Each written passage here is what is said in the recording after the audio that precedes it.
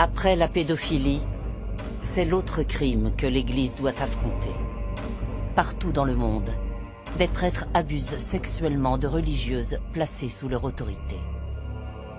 Je faisais des fellations au père Marie-Dominique, à sa demande non pas verbale, mais par geste, par signe.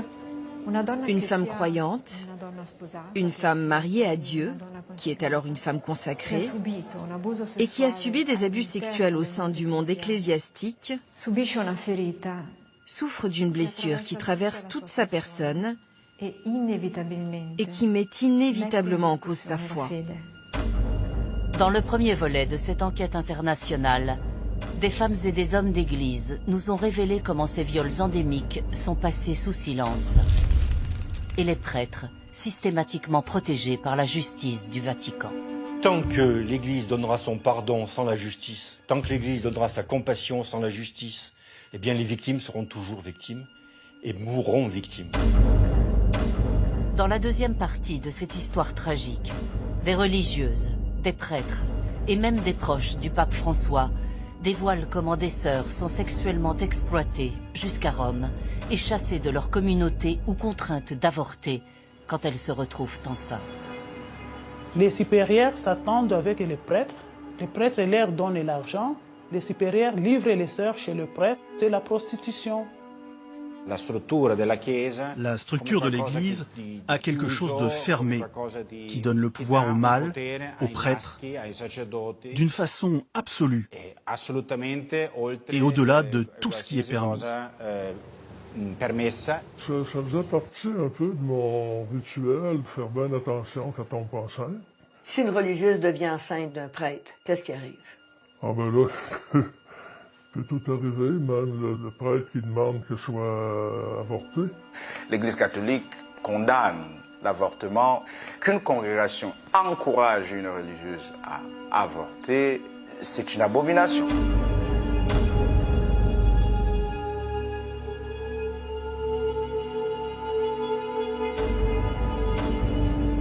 Dénoncée depuis plus de 20 ans par des sœurs de tous les continents, 3 papes se sont succédés sans mettre fin au scandale des esclaves sexuels de l'Église catholique.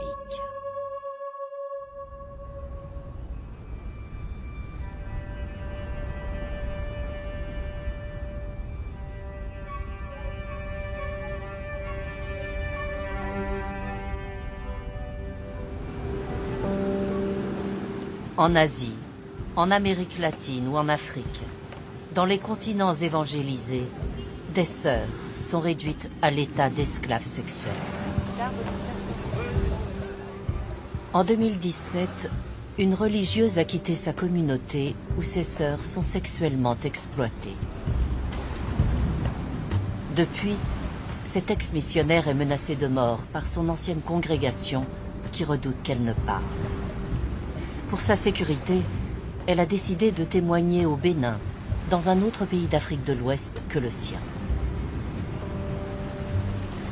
Pendant les 21 ans que je suis restée en religion, j'ai expérimenté beaucoup de sœurs qui ont subi les abus sexuels, moraux de tout genre.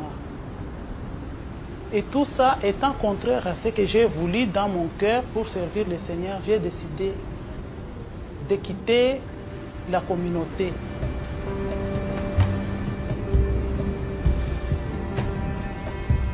Dans la congrégation des sœurs missionnaires de Constance, l'abus est organisé, planifié dès le début de leur formation.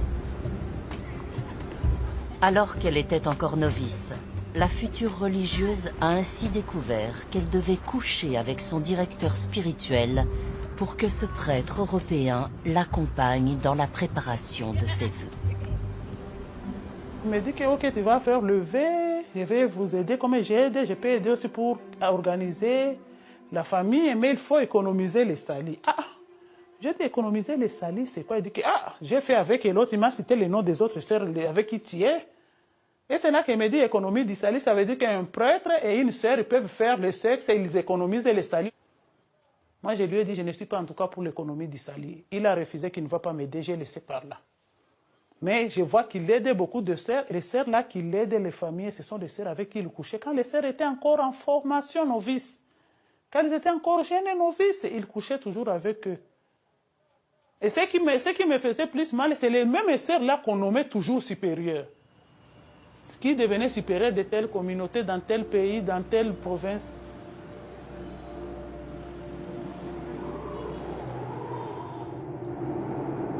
Ce n'est pas l'Église qui est mauvaise en soi. Ses membres ont dévié volontairement. Ce n'est pas qu'ils se sont égarés. Ces déviations, ce n'est pas parce que égaré, on peut dire que je ne savais pas. Les gens font les choses volontairement en sachant. L'économie du salut n'est que la première étape dans l'exploitation de ces femmes qui entrent au service de Dieu. Devenues religieuses, ces sœurs sont marchandisées par leur mère supérieure, censée les encadrer et les accompagner. Les supérieurs s'attendent avec les prêtres. Les prêtres leur donnent l'argent, une somme d'argent. Les supérieurs livrent les sœurs chez le prêtre. Ils montrent à la religieuse comme si c'est un travail pour la congrégation. Mais entre-temps, quand la sœur arrive là, elle se rend compte que c'est la prostitution. C'est comme ça.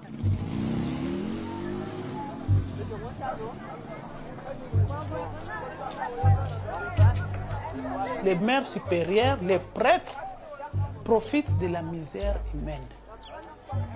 C'est quand la sœur se retrouve dans le besoin, quand elle arrive, elle explique au prêtre son problème, et le prêtre lui dit que non, ne t'en fais pas, ça ce n'est pas grave, je vais t'aider. Et au début, il t'aide. Après, il commence à entrer, il t'invite, et en t'invitant, il veut coucher avec toi. Elles ne sont pas d'accord, mais elles sont contraintes. Quand une femme ne dépend pas trop d'un homme, elle peut dire non. Le père Ludovic Lado est un insoumis de l'Église catholique camerounaise. Ce prêtre jésuite n'a de cesse de dénoncer les dérives qu'il qualifie de mafieuses du clergé africain. Le fond du problème, c'est la précarité économique qui rend certaines de ces religieuses vulnérables à des trafics de faveurs. On les expose à des abus qui peuvent être sexuels ou physiques de tout ordre.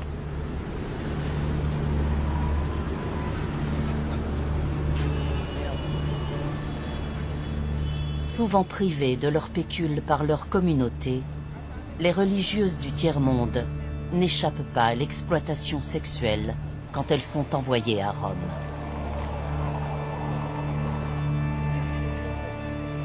Un événement qui s'est tenu à huis clos dans la cité vaticane nous a mis sur la piste de ce proxénétisme clérical aux portes du Saint-Siège. Le 31 mai 2015, derrière les murs du Vatican, se déroule un séminaire sur la place de la femme dans l'Église. Ce jour-là, une religieuse congolaise, professeure à l'université pontificale Urbaniana, profite de l'occasion pour dénoncer la prostitution coutumière de ses sœurs étudiantes à Rome.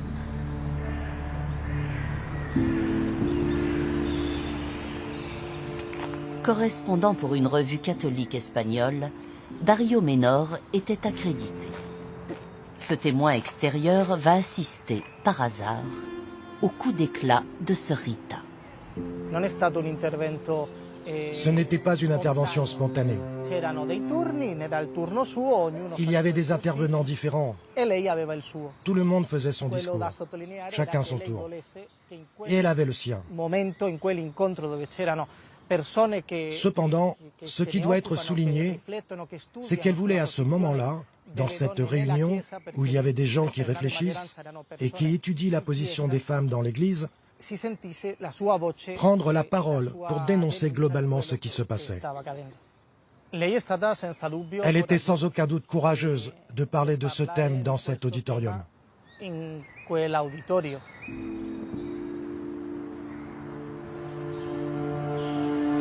Le cri d'alarme de Sœur Rita ne devait pas sortir du cadre des débats feutrés internes à l'Église. Mais à la sortie du séminaire, alors que la religieuse marche dans la rue, Dario Menor parvient à lui arracher un témoignage à la volée. Le congregazioni sono troppo povere. Oh, se ne fregano delle religiose. Ti mandano a scuola, non hanno tutti i mesi. Si arriva alla mendicità a chiedere l'elemosina e ti metti sotto questi benefattori. Ti sfruttano con il corpo perché tu non hai un altro cambio. Devi vendere la merce che c'hai. Qual è la merce? La parte che tu hai dato al Signore la devi prendere per fare il commercio, per vivere. E nessuno si interessa. Ma i problemi che sto raccontando sono problemi che tutti quanti sanno e nessuno vuole parlare. Perché lei quando parla qua in Vaticano di queste cose? Voglio la risposta, è la prima volta, voglio la risposta. È la prima volta. Sì, voglio la risposta concreta per prevenire o per aiutare quelli che già sono caduti, perché sono pure figli di Dio.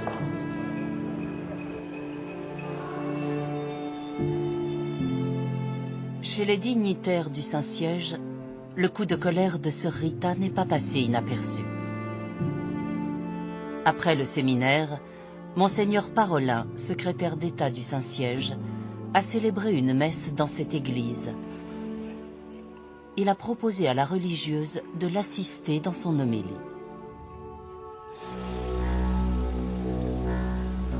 La démarche du numéro 2 du Vatican n'était pas innocente. Le père Hans Zollner est un proche du pape François, un prêtre averti, qui a l'oreille du Saint-Père. Eh bien, je crois, comme je connais le cardinal Parolin, et comme j'ai aussi reçu des signes subtils de la diplomatie vaticane, que ce n'était certainement pas un choix dû au hasard. Car le cardinal, et probablement d'autres avec lui, ont voulu envoyer un message d'appréciation, du courage et certainement du soutien de la juste cause. Ce geste de soutien avait-il pour but de calmer sœur Rita? La religieuse nous a fait savoir que depuis son intervention, sa hiérarchie lui a donné l'ordre de se taire. Avant de retourner au silence, sœur Rita a livré un dernier message à son interlocuteur espagnol. Un appel à l'aide pour ces sœurs exploitées et rejetées par leur congrégation quand elles se retrouvent enceintes. Quando spuntano questi problemi qua cinte, devono allontanare dal convento. Non c'è assistente, mandato così. La congregazione e la chiesa non sa manco dove questa povera è andata a finire. Nessuno si interessa, è una vergogna. Diventa come i lebbrosi nell'Antico Testamento. Nessuno con sorella vuole più rivolgere la parola.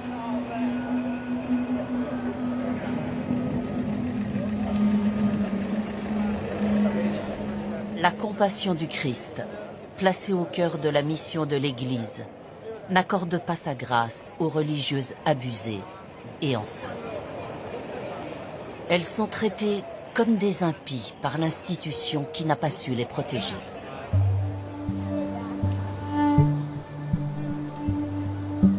Violée par un prêtre de sa communauté, au printemps 2011, une sœur congolaise s'est vue contrainte de quitter Rome après quelques semaines de grossesse.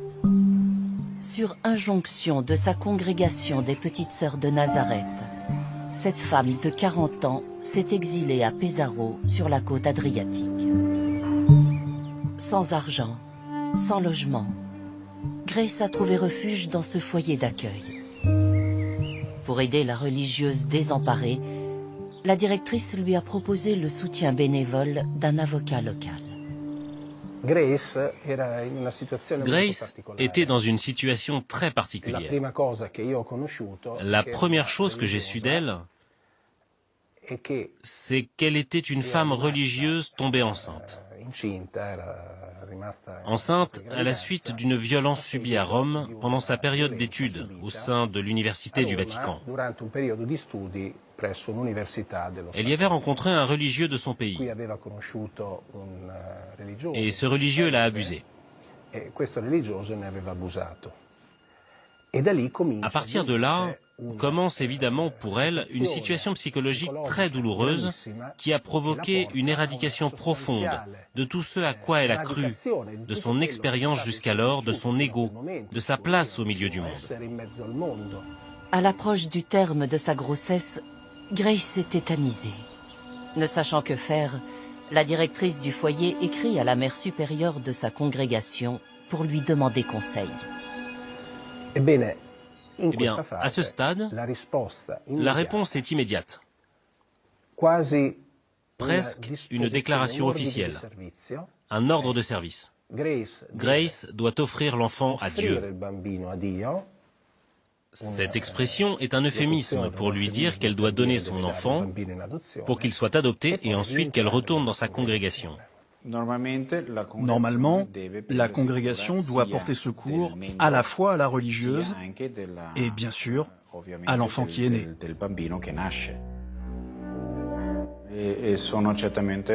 Ce sont des situations horribles et très difficiles. Il est certain que l'Église devrait apporter des solutions à ces religieuses pour qu'elles puissent vivre en paix avec elles-mêmes, avec leur famille et avec leurs enfants.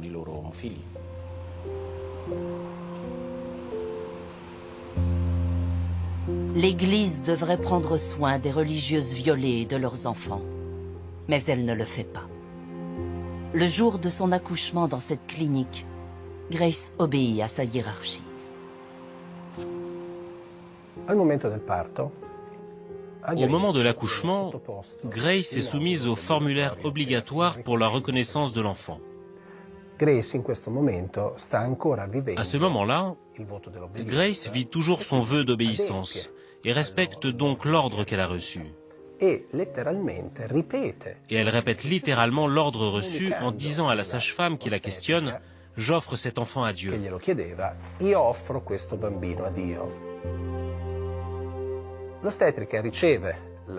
La sage-femme reçoit la déclaration et l'interprète comme une évidence, c'est-à-dire que Grace ne reconnaît pas son enfant. Ensuite, je ne me souviens pas exactement combien de temps après l'accouchement, la congrégation émet un autre ordre de service, appelons ça comme ça. Un autre message dans lequel elle indique que Grace doit être considérée comme sortie de la congrégation et qu'elle continuera à être, et ici je cite, parce que je m'en souviens parfaitement, une sœur en Christ, comme toutes les catholiques comme elle. Mais elle ne fait plus partie, elle n'est plus considérée comme faisant partie de la congrégation. Nous, membres de la congrégation, nous vous remercions pour tout ce que vous faites pour notre sœur. Avec regret, nous voulons vous confirmer qu'elle ne peut plus être membre de notre congrégation. Nous vous demandons de l'aider et de l'encadrer selon vos moyens et selon ses besoins. Que le Seigneur vous bénisse. La supérieure générale.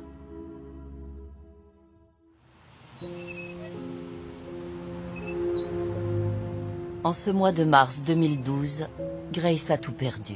Elisa, son bébé, sa vie de religieuse, pour laquelle elle avait accepté de le sacrifier. Pour l'ex-petite sœur de Nazareth, la trahison de l'Église est totale.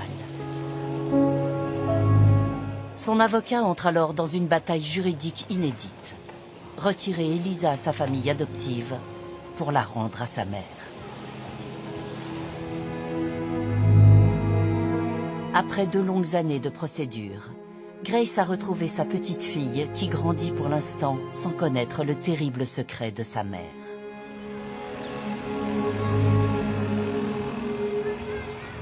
Le destin des religieuses enceintes connaît rarement un si heureux dénouement. Elles sont souvent contraintes au pire des péchés qui leur a été enseigné.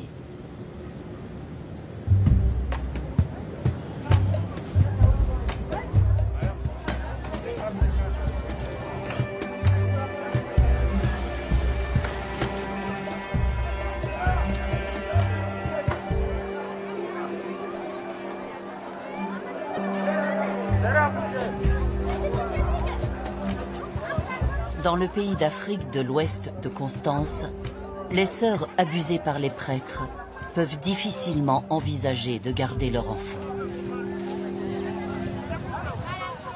Quand une religieuse tombe enceinte, elle veut garder l'enfant et le renvoyer.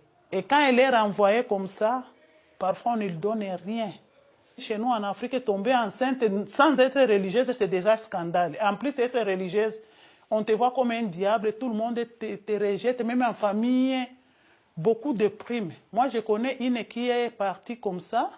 Elle a été rejetée par tout le monde, la grossesse était déjà connue, elle a voulu avorter, elle est morte. Elle est partie faire l'avortement, je ne sais pas chez quel marabout ou quoi. Elle est morte. Pour éviter tout esclandre, les prêtres et les mères supérieures préfèrent régler les problèmes de grossesse en interne. Sur les 50 religieuses étudiantes dans l'université catholique de Constance, la plupart a été avortée avec la complicité d'un médecin d'un hôpital local. Moi, il y a un médecin qui me faisait la course. Et quand je lui ai dit, tu ne vois pas que je suis une religieuse, il m'a répondu, viens dans mon bureau, je vais te montrer. Il m'a montré la liste. Tout ça, c'est les sœurs à qui je pratique l'avortement ici. Toi, tu veux me montrer que c'est toi qui es une sœur céleste ou c'est toi la Vierge Marie ou quoi? J'ai honte.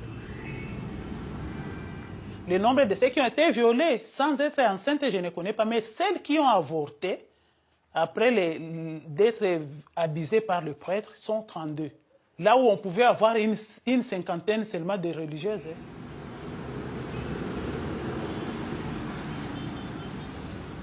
L'Église catholique refuse ou bien condamne l'avortement au nom de la culture de la vie. Qu'une congrégation encourage une religieuse à avorter, c'est une abomination à mon sens, puisque c'est complètement en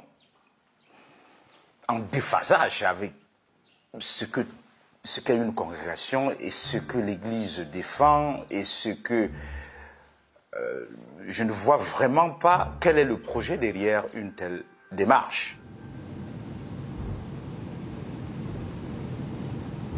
Sur tous les continents et depuis fort longtemps, des prêtres ordonnent à leurs victimes de supprimer la vie qu'ils ont engendrée. Avant de devenir psychothérapeute, Marie-Paule Ross était missionnaire. Dans les années 70, la jeune religieuse entame sa vocation comme infirmière chez les Sœurs de l'Immaculée Conception. Elle sillonne alors le continent sud-américain. J'ai découvert toute la vie sexuelle cachée des prêtres, la vie sexuelle cachée des religieuses. J'ai découvert ça comme infirmière.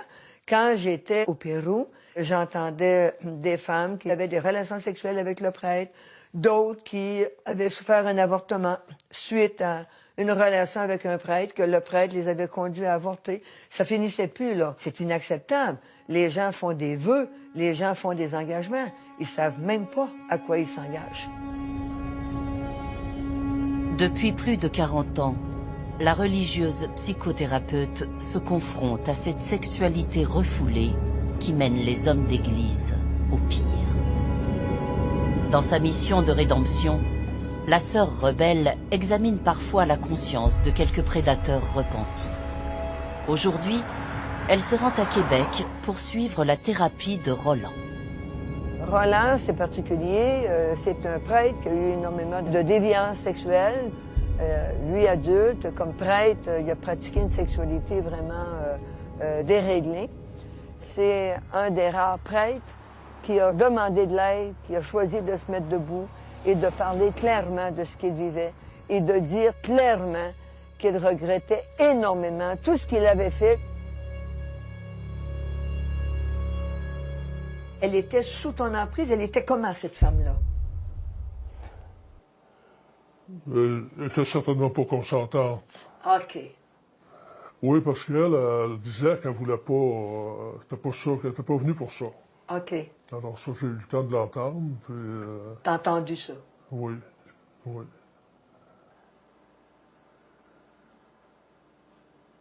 Mais toi, t'as continué? Oui, c'est ça. Si une religieuse devient enceinte d'un prêtre, qu'est-ce qui arrive? Ah ben là, peut tout arriver, même le prêtre qui demande que soit avorté. Mais c'est une réalité dans l'Église oui. que des prêtres mettent des femmes, des sœurs enceintes, oui. puis qu'ils font avorter. Oui, oui, c'est une réalité. Oui. As-tu eu peur d'avoir mis une femme enceinte? Ben, ça faisait partie un peu de mon rituel de faire bien attention quand on tombe enceinte. Puis aussi, alors à ce moment-là, le comportement suivait. Il n'y avait pas de pénétration, il n'y avait pas de possibilité. Préoccupé de ça, toi? Oui.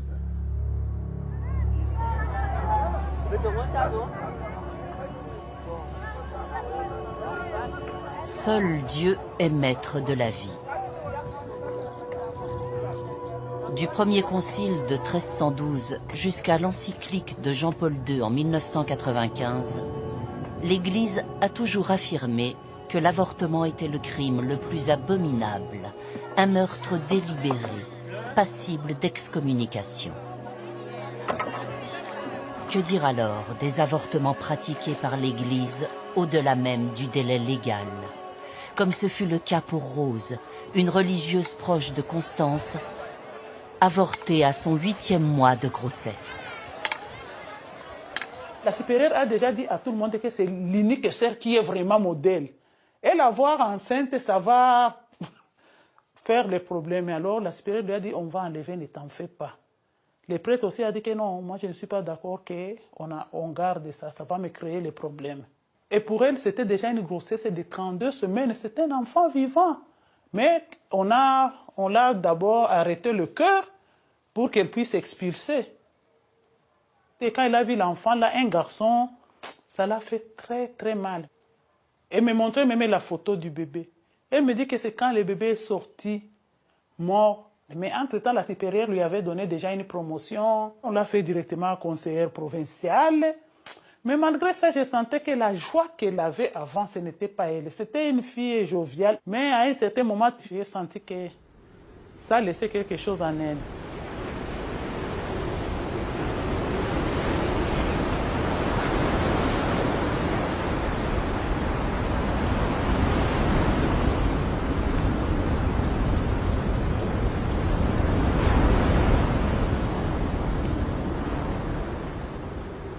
Non seulement c'est un crime dans la plupart des pays, je pense partout à 32 semaines, mais aussi c'est un trauma vraiment grave et aussi un trauma spirituel.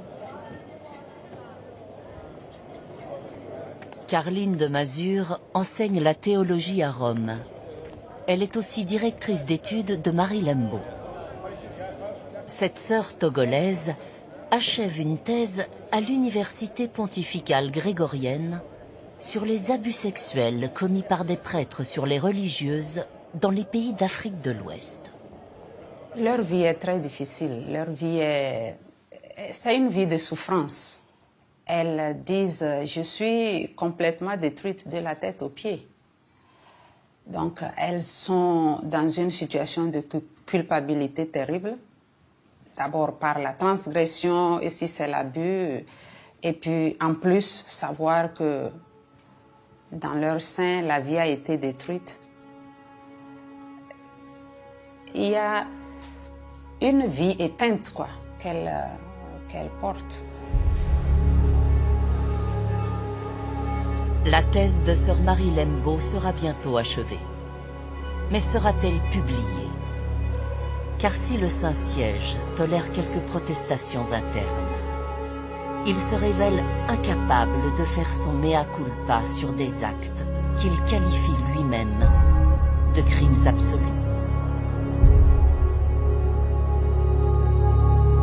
Quelques semaines plus tard, à l'occasion d'une catéchèse, le souverain pontife a mené une charge très violente à l'encontre de ces laïcs qui pratiquent des avortements que rien ne peut justifier à ses yeux.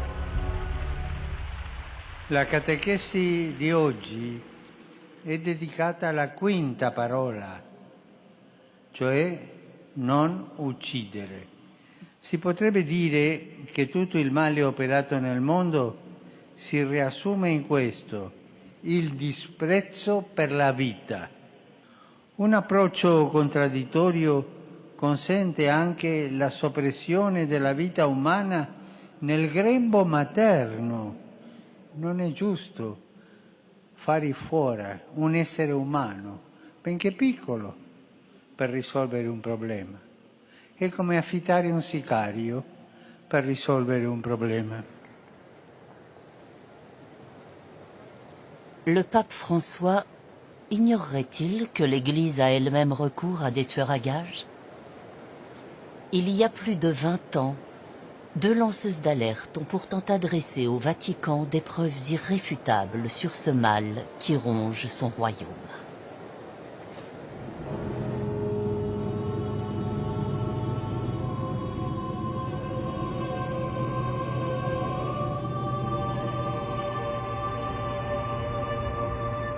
C'est l'histoire d'une infamie que les dignitaires du Saint-Siège ont soigneusement ensevelie. Aux États-Unis, dans le Missouri, un homme en connaît les moindres détails. Tom Roberts a longtemps dirigé une revue catholique progressiste très renseignée sur le Vatican. À la fin des années 90, un informateur habituel lui confie 2 rapports explosifs rédigés par 2 religieuses. Nous avons reçu ces rapports probablement en 1998 ou en 1999. Et le contenu était si troublant et si choquant que nous voulions être absolument certains que les informations étaient fiables. Et donc, pour les vérifier, il nous a fallu à peu près 2 ans. Cette histoire selon laquelle les prêtres abusaient des femmes religieuses parce qu'ils pensaient que c'était des femmes saines dans des endroits où le sida était endémique, s'est confirmée. Et elle n'a été niée nulle part. Nous avons même approché des officiels, des personnes du Vatican. L'un d'entre eux en particulier nous a dit qu'il ne s'agissait pas d'une situation ponctuelle, que cela n'était pas inhabituel et qu'il fallait vraiment s'en préoccuper. Le premier rapport, achevé en 1994, est l'œuvre d'une religieuse américaine nommée Maura O'Donoghue. À cette période, ce médecin est coordinatrice pour le sida au sein de Caritas International, une branche sociale et sanitaire de l'Église. Durant plusieurs années, la missionnaire a sillonné le monde. C'est ainsi qu'elle a découvert les abus sexuels systémiques commis sur les religieuses. Ces informations ont été divulguées par des missionnaires, prêtres, médecins et autres membres de confiance de la famille ecclésiale. Cela ne concerne pas un seul pays ou continent. En effet, les exemples qui suivent sont le fruit de 6 années d'expérience passées dans 23 pays, répartis sur les 5 continents. Les sœurs dénoncent des prêtres qui les ont exploités sexuellement car ils craignaient d'être contaminés par le sida à l'occasion de rapports sexuels avec des prostituées ou des femmes à risque. Le sida étant là, pourquoi les religieuses? Parce que ce sont des femmes sûres, elles n'ont pas le sida. Donc des prêtres qui sont avec leur pulsion ne vont plus aller voir des prostituées, ne vont plus aller voir des paroissiennes, mais ils vont aller voir des religieuses, parce qu'elles sont sûres.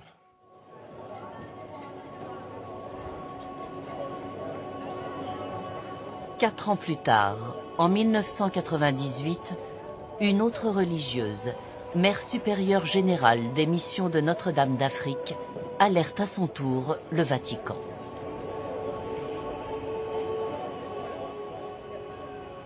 Dans sa missive intitulée « Problème d'abus sexuels sur les sœurs africaines en Afrique et à Rome », Mary MacDonald dénonce les avortements forcés de ses sœurs.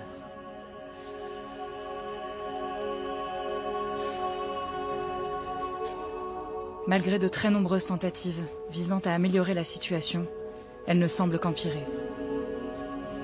Parfois, quand une sœur tombe enceinte, le prêtre responsable insiste pour qu'elle avorte. En règle générale, la sœur est éloignée de sa congrégation, tandis que le prêtre, le plus souvent, est simplement muté dans une autre paroisse ou envoyé étudier ailleurs. Un facteur qui contribue à cette situation est sans doute la conspiration du silence qui entoure ce sujet. La conspiration du silence va se prolonger.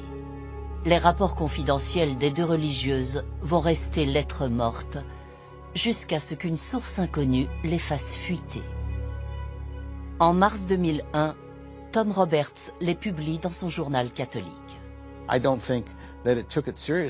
ne pense pas que cela a été pris au sérieux au début. Certains ont même essayé de ne pas en tenir compte. En tout cas, cela n'a pas suscité le genre de réaction que nous avions imaginé, que ce genre d'allégation devait générer. Si vous êtes installé au Vatican et que l'on vous apprend que des missionnaires, les personnes qui font le plus gros du travail au sein de la communauté, se font abuser par les gardiens et les responsables de celle-ci, nous pensions que cela provoquerait leur indignation, que toute la communauté réagirait. En fait, il ne s'est quasiment rien passé.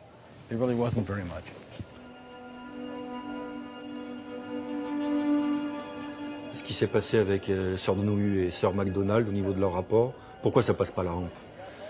Parce qu'il n'y a pas de relais médiatique. Et il n'y a pas d'opinion publique non plus sur ces questions-là. Aujourd'hui, il y a une opinion publique sur la pédophilie. Mais il n'y a pas d'opinion publique sur la question d'abus sexuels des religieuses par des prêtres. Il n'y a pas d'opinion publique. Elle est à construire, elle est à faire.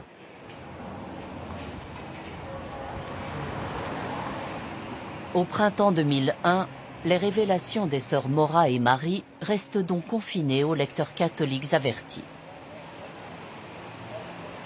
Quelques parlementaires européennes vont tout de même s'en emparer. Des membres de la Commission des droits de la femme, dont Patsy Sørensen faisait partie. Dans le comité pour l'égalité des femmes, nous avons commencé à en parler. Il était nécessaire de faire quelque chose. Nous devions réagir. Et la manière la plus rapide était de présenter une proposition de résolution pour que ces rapports arrivent à la Commission et que nous puissions commencer à les rendre publics. Als nächstes darf ich bitten Frau Sørensen für 1 Minute. In verscheidene landen werden zusters gekweld wanneer een zuster zwanger wordt van een priester, zij de congregatie moet verlaten, terwijl de betrokken priester zijn roeping kan vervolgen.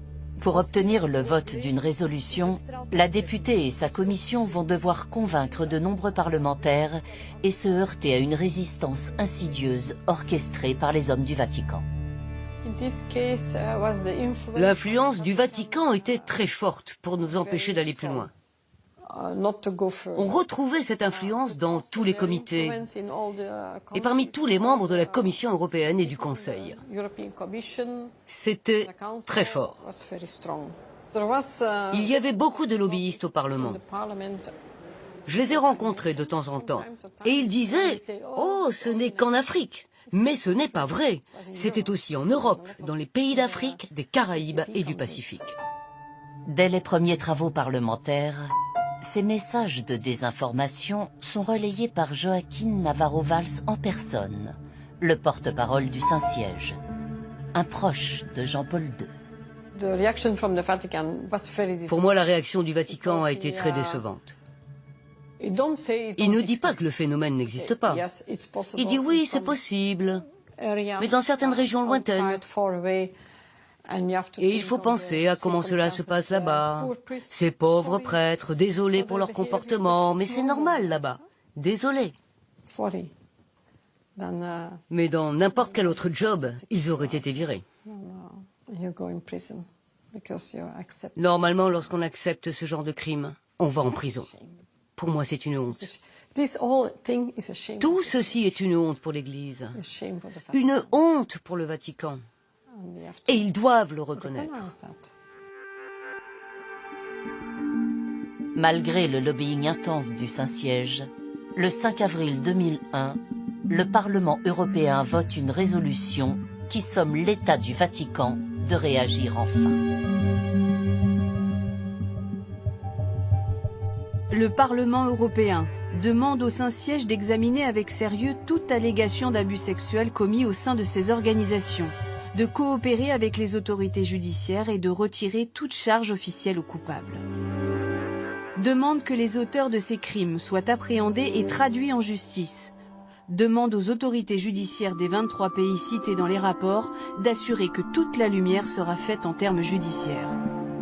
Les demandes adressées par le Parlement européen à l'État du Vatican ne seront pas suivies d'effet.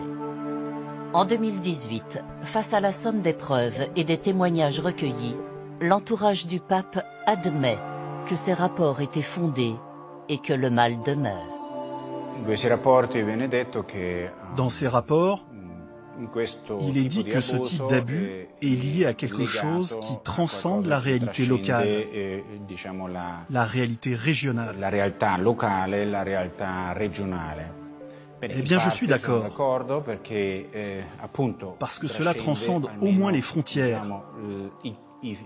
des pays ou même des continents.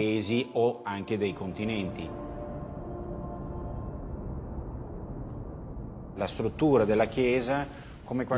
de l'Église a quelque chose de fermé, qui donne le pouvoir au mâle, aux prêtres, d'une façon absolue et au-delà de tout ce qui est permis. Et je peux affirmer avec une certaine conviction que le pape est conscient du problème.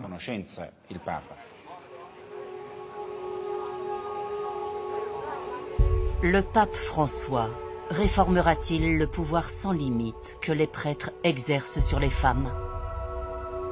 Redonnera-t-il aux religieuses la dignité à laquelle elles ont droit? Alors que l'image de son institution ne cesse de se dégrader, un péril interne affaiblit de jour en jour son Église. Chaque année, plus de 3000 religieux et religieuses abandonnent la vie consacrée.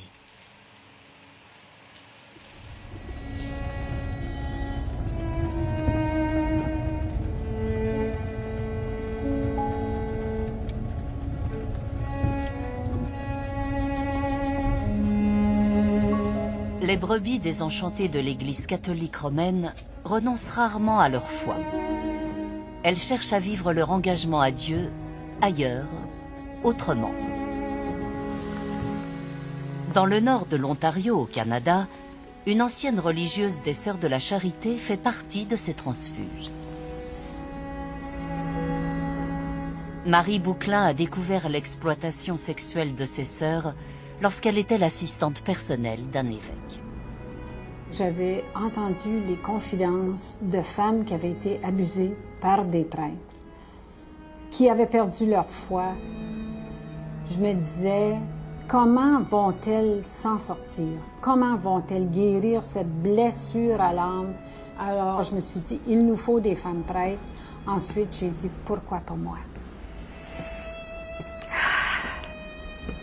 Chrétienne et féministe, Marie Bouclin fait partie du mouvement international des femmes catholiques romaines, une communauté dissidente de l'Église de Rome. En 2007, cette femme mariée a été ordonnée prêtre. 4 ans plus tard, elle est devenue la première femme évêque du Canada.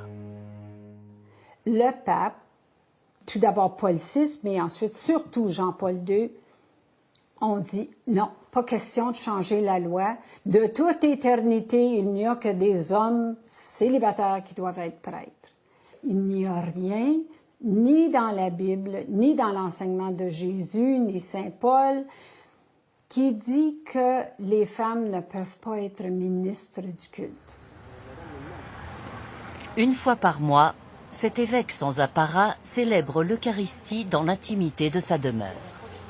Un office domestique pour des paroissiens qui ont pris leur distance avec l'Église traditionnelle. Allô, allô?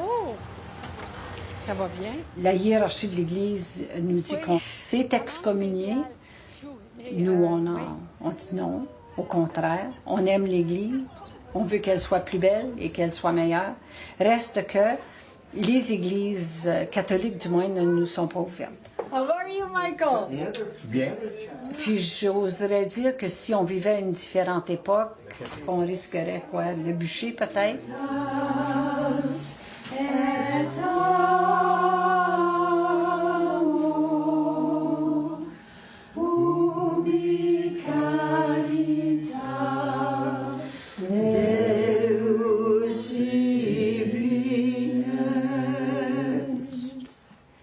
Souvenons-nous de Jésus qui, avant de mourir, a pris du pain en rendant grâce. La nouvelle église de Marie Bouclin compte 267 femmes prêtres dans le monde, dont 16 évêques. Les hommes y sont les bienvenus. À ce jour, 4 d'entre eux ont décidé d'y exercer leur ministère. Que la divine providence vous accorde sa bénédiction. Je ne pense pas que Marie va sauver l'Église, mais je pense qu'elle va ouvrir les portes de l'Église. Elle en a déjà ouvert une fenêtre. Et l'Église dispose d'un peuple, pas seulement de cathédrales, pas uniquement d'immeubles, ni de hiérarchie, mais le peuple de Dieu qui se rassemblera de plus en plus quand il verra ça. Je ne pouvais plus faire partie de cette Église-là. La place de la femme n'est pas moindre. Elle n'est juste pas là. OK? Elle n'est pas là. Et les femmes qui sont là sont des servantes, sont des repasseuses de soutane. Alors, l'égalité n'est pas là. Puis je ne sais pas si on est capable de l'avoir avec le patriarcat qui existe. Pelé, puis tranché. Mince, mince, mince. Marie est une prêtre épanouie. Mère de 3 enfants, entourée par ses petits-enfants, son ministère est débarrassé du carcan de la servitude et de la chasteté.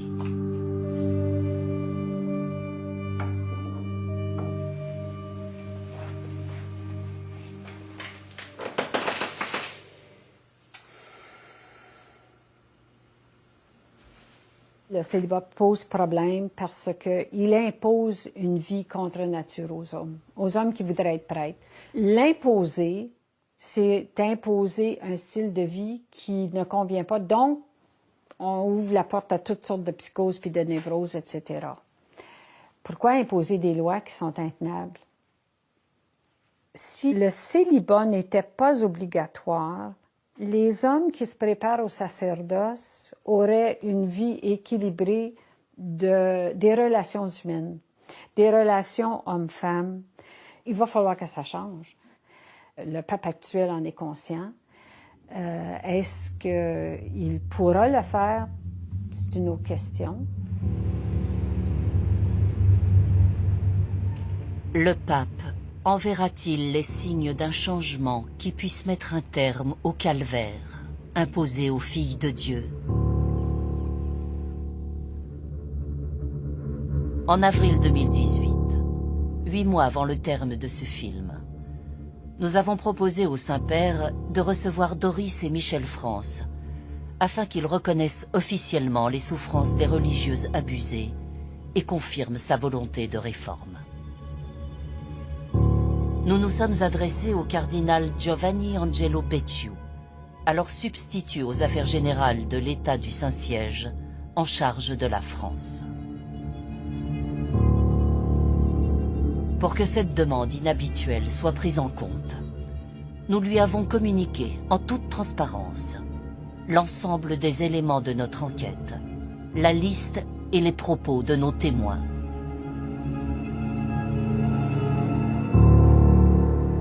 Trois mois et de multiples relances plus tard, voici ce que le numéro 2 de la secrétairerie du Vatican nous a répondu. Madame, je vous remercie pour les informations que vous apportez au sujet de votre documentaire, évoquant une situation qui ne peut pas ne pas me causer de la souffrance, comme à toute l'Église. Concernant votre proposition que le Saint-Père reçoive les 2 religieuses, je veux vous assurer qu'elle sera sérieusement prise en considération et que je ne manquerai pas de vous informer de la décision qui sera prise à ce sujet. Face à notre insistance, à la mi-décembre 2018, une proposition du Vatican nous est enfin parvenue. Le pape a accepté de recevoir Michel France et Doris, mais dans l'intimité, sans la présence de notre caméra ni de tout observateur extérieur. D'un commun accord avec nos témoins, nous avons refusé de reléguer une fois de plus la parole des victimes au secret d'une audience privée et de contribuer au silence du Saint-Père sur la problématique des esclaves sexuels de l'Église catholique. De nombreuses religieuses seraient abusées sexuellement par des membres du clergé et se confinent dans le silence. 30 ans après 2 rapports accablants présentés au Vatican, cette culture du secret semble persister. Pour en parler, Sœur Marie Lembo est notre invitée. Bonjour Sœur Marie Lembo et merci d'être avec nous. Bonjour Valériane. Alors, vous êtes également formatrice et psychothérapeute. Vous avez mené une étude inédite qui est aujourd'hui publiée sous le nom « Religieuses abusées en Afrique, faire la vérité » aux éditions Salvator. Pour commencer, pour que les choses soient claires, pouvez-vous nous expliquer quels sont les différents types d'abus que vous avez étudiés ?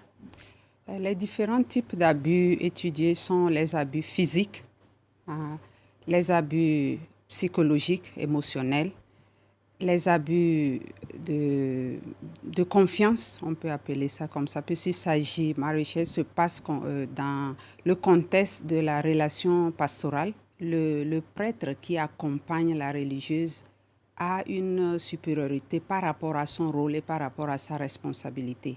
Et donc, elle demande son aide. Et c'est lui qui est chargé d'offrir cette aide. Et par rapport à ça, il s'agit d'une relation asymétrique. Et pour cela, elles se sentaient dans une relation où elles dépendent du prêtre qui aurait abusé d'elles. Alors, vous avez recueilli des témoignages édifiants. Je pense notamment à cette jeune femme qui a été violée par un prêtre. Elle est tombée enceinte 3 fois et à chaque fois, il l'a forcée à avorter. Oui, c'est une situation très triste et c'est que j'ai rencontrée. Donc, cette jeune femme aujourd'hui a eu cette rencontre avec ce prêtre quand elle était très jeune.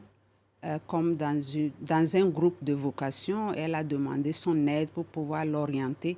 Et c'est à partir de ce moment que cet accompagnement qui devrait être spirituel pour l'aider à discerner sa vocation, la relation est devenue une relation de contact sexuel.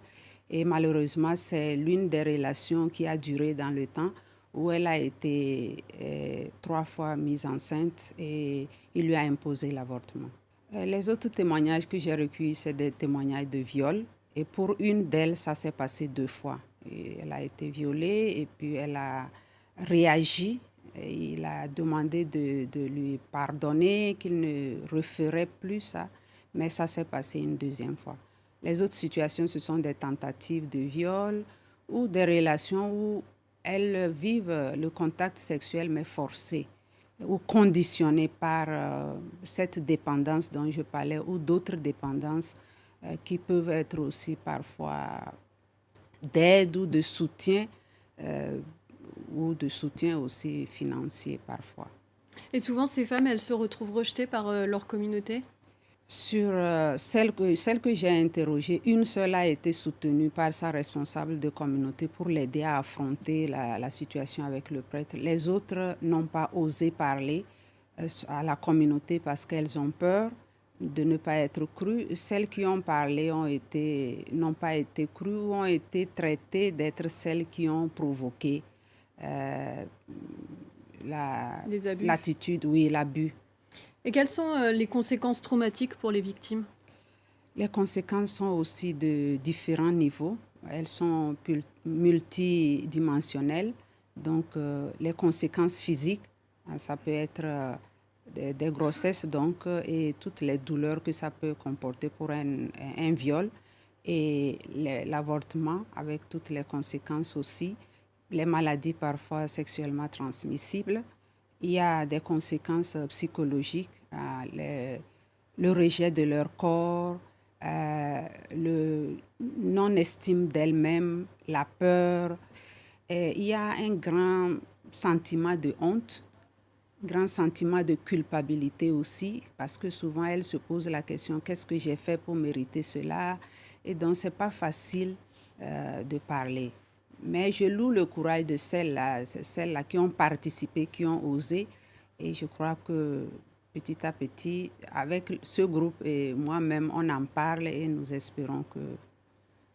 puisque en fait, ce n'est pas elles qui sont les coupables. Est-ce qu'il y a des structures d'accueil qui sont mises en place pour ces victimes?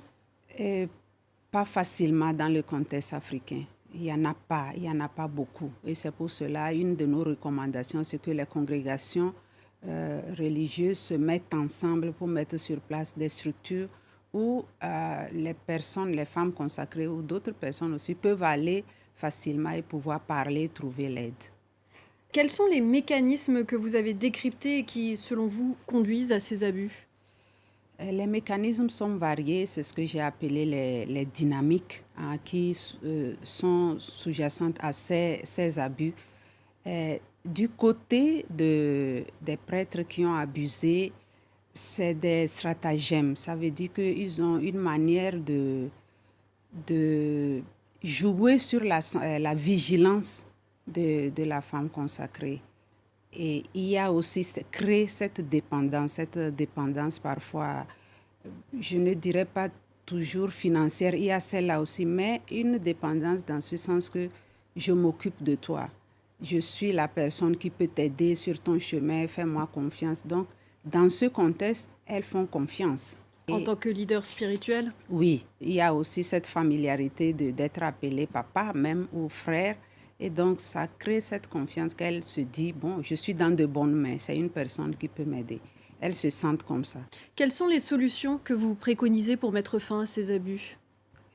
La formation qui intègre toutes ces dynamiques de la personne humaine, l'écoute des personnes qui vivent cette expérience, surtout les femmes consacrées, et la construction des limites saines dans les relations professionnelles et d'accompagnement, et aussi des lignes de conduite pour les communautés.